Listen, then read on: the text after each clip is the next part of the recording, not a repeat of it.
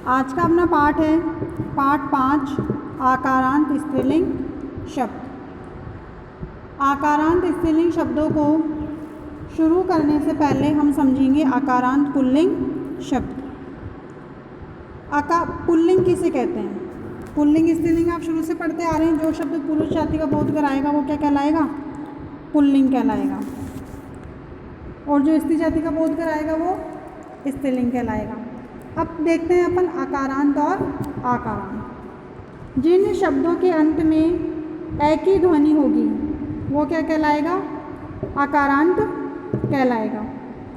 जैसे राम, मैं के अंत में किसकी ध्वनि आ रही है? एक ही ध्वनि आ रही है। श्याम, मैं के अंत में एक ही ध्वनि आ रही है, मतलब जो स्वर निकलेगा वह उसी वर्ग या उसी श्रेणी में जाएगा। जैसे कि नर, ए का स्वर निकल रहा है तो ये ए वर्ग की श्रेणी में जाएगा। क्या कहलाएगा? ये आकारांत कहलाएगा। अब इन शब्दों के शब्द रूप किस प्रकार बनते हैं वो अपन देखते हैं। जैसे इन शब्दों के शब्द रूप तीनों वचनों में बनेंगे, एक वचन, द्विवचन और बहुवचन।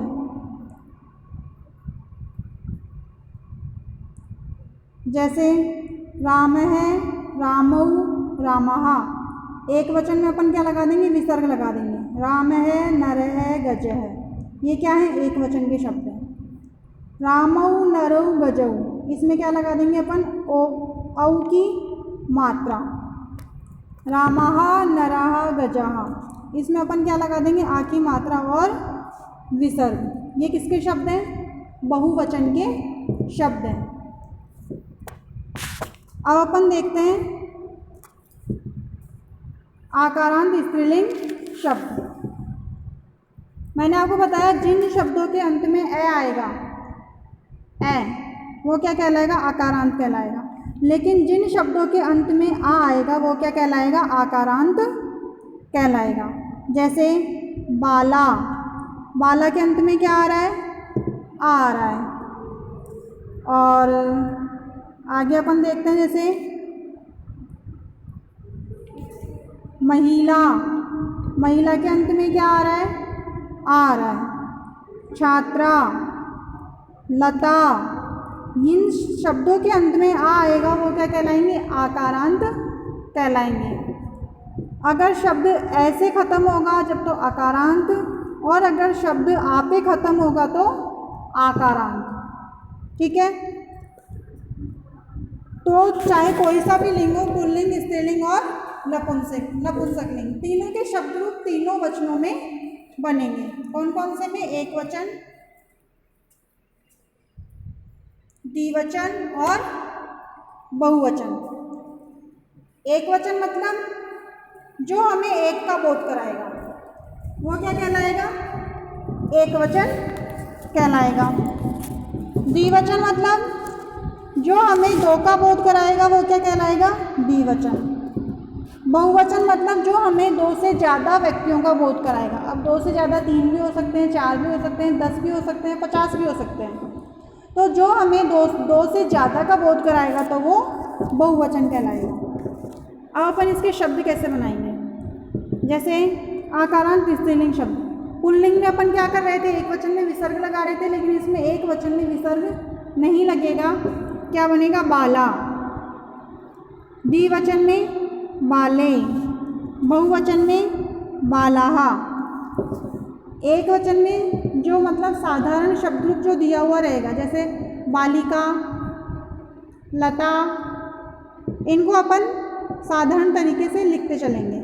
लेकिन द्विवचन के अंदर एक ही मात्रा लग जाएगी। जो अंतिम जो शब्द होगा उसके ऊपर क्या होगी? एक ही मात्रा लग जाएगी। जैसे बाले, महिले, छात्रे, लते, कलिके, अजय, मुद्रिके, माले, इन सब के ऊपर क्या है? एक ही मात्रा है। द्विवचन को दिखाने के लिए हम क्या करेंगे? एक ही मात्रा का प्रयोग करेंगे। आगे आता है बहुवचन।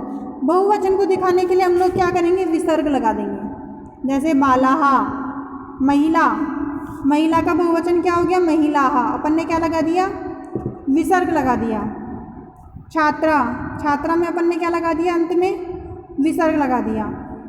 लता में क्या लगा दिया, विसर्ग लगा दिया। जैसे लता, यहाँ पे क्या लगेगा, विसर्ग लगेगा बहुवचन में। छात्रा, यहाँ पे क्या लगेगा, विसर्ग लगेगा। बाला यानी एक बालिका, बाले यानी दो बालिकाएं, और बालाहा यानी दो से ज़्यादा बालिकाएं। अब जैसे आगे आता है महिला, महिला मतलब एक महिला की बात की जा रही है। महिला यानी दो महिलाएं, और महिला है यानी बहुत सारी महिलाएं। छात्रा मतलब एक छात्रा, छात्रे, छात्राः, एक छात्रा, दो छात्रा और बहुत सारी छात्राएं।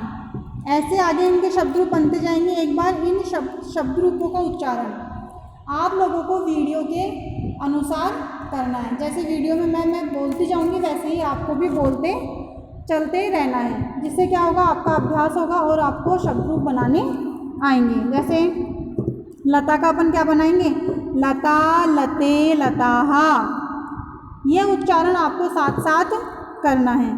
कलिका का कलिका, कलिके, कलिकाहा। अजा, अजे, अजाहा। मुद्रिका, मुद्रिके, मुद्रिकाहा। माला, माले, मालाहा। मक्षिका, मक्षिके, मक्षिकाहा। चटका, चटके, चटकाहा। इनका उच्चारण आपको वीडियो के साथ साथ करते चलना है। फिर जैसे पीपीलिका, पीपीलिके, पीपीलिकाहा। छुरिका, छुरिके, छुरिकाहा।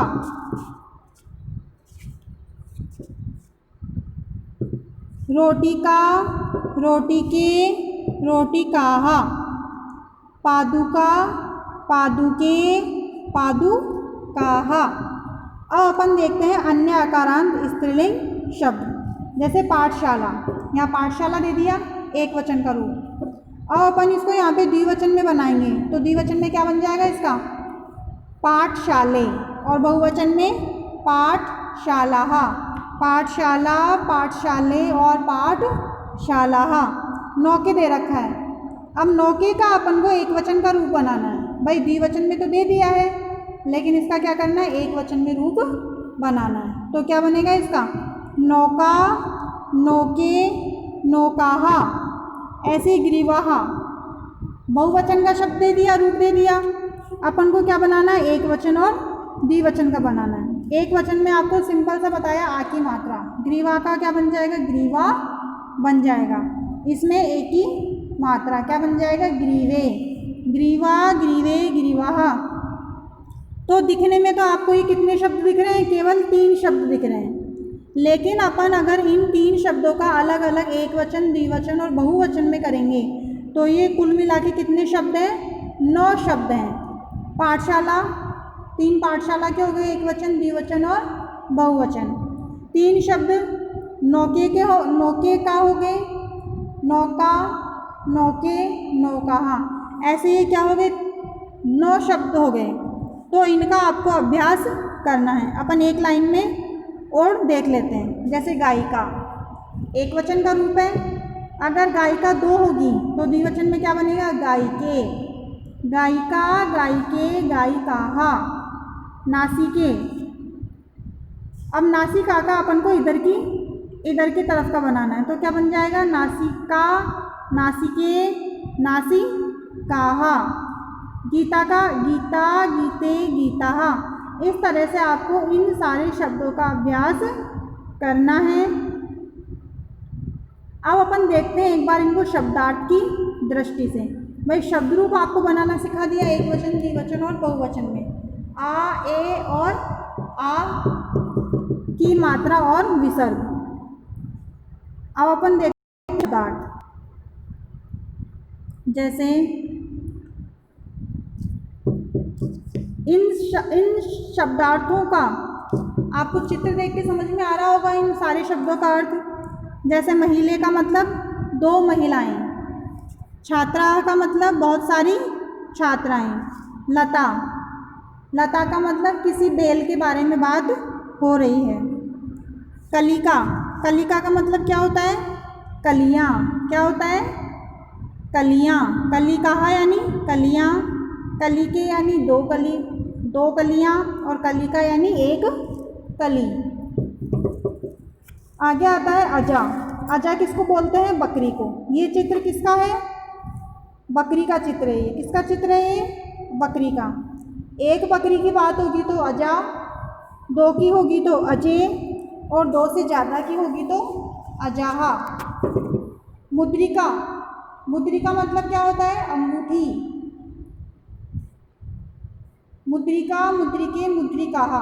1 अंगूठी की बात होगी तो मुद्रिका, 2 की होगी तो मुद्रिके, और 2 से ज़्यादा की होगी तो मुद्रिकाहा।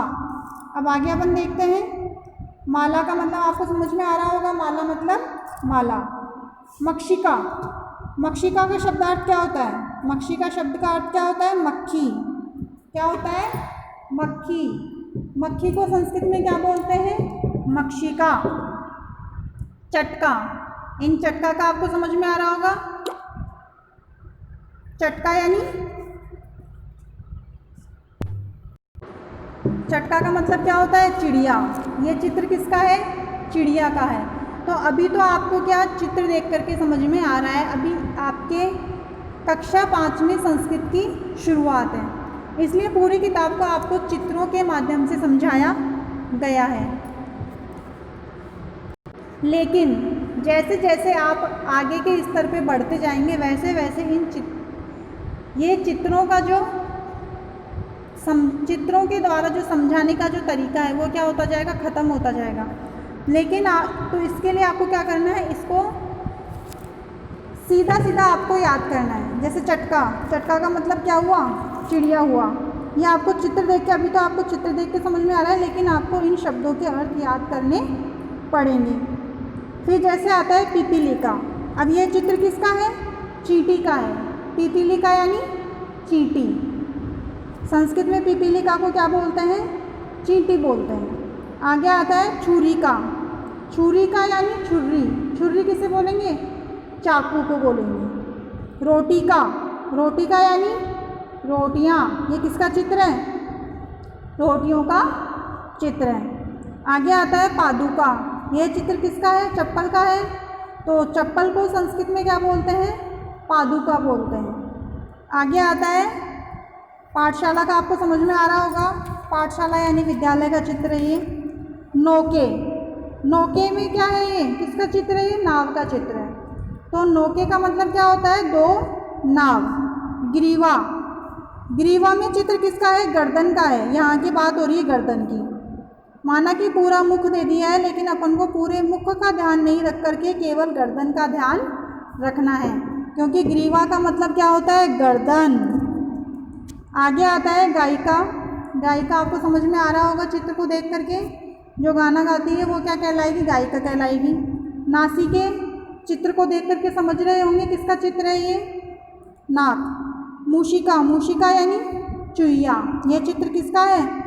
चूहों का है, लेकिन ये आकारांत है, तो जो आकारांत होगा वो स्त्रीलिंग में जाएगा, तो मूषिका यानी चूहिया। गीता का मतलब आप समझ रहे होंगे, पुस्तक का नाम है। शाखे यानी अपन ने ऊपर शाखा पढ़ा था, लता पढ़ा था। लता यानी बैल, बेल जो पेड़ के सहारे लेकर के बड़ी होती है। शाखा, शाखा यानी टहनियाँ, जो वृक्षों की जो शाखाएं होती है, ब्रांचेस जिनको बोलते हैं, वो उसको हम क्या कहेंगे? शाखा कहेंगे, टहनियाँ। गदा, गदा आप समझ रहे होंगे, गदा किसको बोलते हैं? सरिता, सरिता यानी नदी। सेविके, सेविका मतलब जो सेवा करती है। अध्यापिका समझ में आ रहा होगा। रमा, गायिके, ये भी समझ में आ रहा होगा चित्र को देख करके। ऊपर गायिका बताया था, गायिका यानी गाना गाने वाला। फिर कोकिला, कोकिला का मतलब होता है कोयल। क्या होता है कोकिला का मतलब? कोयल। शारदा यानी सरस्वती, शारदा किसके लिए आया है? सरस्वती के लिए आया है। खटवा, खटवा यानी खाट या चारपाई। अब यहाँ पे 2 दे रखी है इसलिए खटवे आया है। क्या आया है यहाँ पे? खटवे। लेकिन खाट को क्या बोलते हैं? खटवा बोलते हैं। खटवा यानी चारपाई या खाट। आगे आता है अम्बा, अम्बा यानी माताएं। फिर आता है वाटिका, वाटिका यानी बगीचा, उद्यान, उपवन। तुले, ये चित्र किसका है? तराजू का है, तो तराजू को क्या बोलते हैं? तुला बोलते हैं। आगे आता है चित्रकाराहा, चित्रकाराहा यानी चित्र बनाने वाला, चित्रकार। ये सारे शब्दार्थ इसके अंदर तो बहुत कम दे रखे हैं, मैंने आपको ऊपर सारे शब्दार्थ समझा दिए हैं वीडियो के अंदर। तो इस वीडियो में आपको जो भी कुछ समझ में नहीं आया हो वो आप कमेंट बॉक्स में कमेंट करके बता सकते हैं। उसके बाद में नेक्स्ट वीडियो में अपन देखेंगे मूल्यांकन।